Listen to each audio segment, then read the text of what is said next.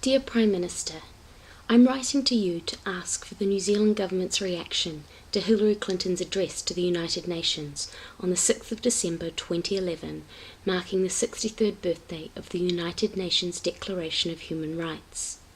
Ms. Clinton asked the gathered leaders to reflect on the innate value of all human beings that the Declaration proclaims.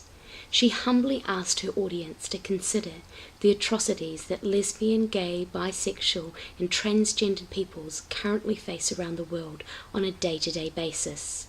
The violence, discrimination and killings of LGBT people at the hands of civil authorities worldwide is absolutely unacceptable, and especially so in light of the Declaration of Human Rights, which Ms. Clinton explains includes protection of queer individuals and communities. Ms. Clinton challenged global leadership to boldly set precedents for the inclusion of LGBT people in all levels of society by the way laws are constructed. She states, "Laws have a teaching effect. Laws that discriminate validate other kinds of discrimination. Laws that require equal protections reinforce the moral imperative of equality. And practically speaking, it is often the case that laws must change before fears about change dissipate." I believe the mantra of the New Zealand National Party on gay marriage and adoption reform before the 2011 election was that these issues would not be a priority for your government this term.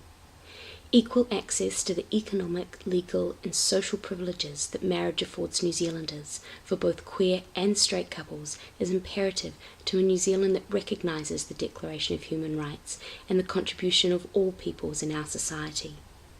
The ability for a same-sex couple to adopt with the same responsibilities and protections as a heterosexual couple or individual will acknowledge the choice that same-sex couples make when starting a family.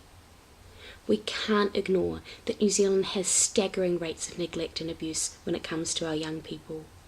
Denying a same-sex couple the ability to adopt or foster children is ridiculous in light of how many non-planned births in this country result in a life of poverty and neglect.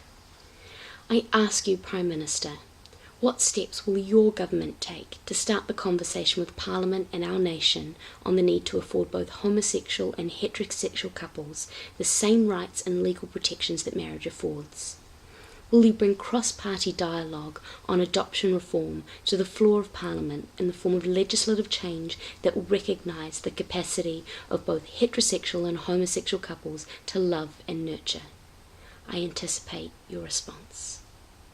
Yours sincerely, Hannah McArdle.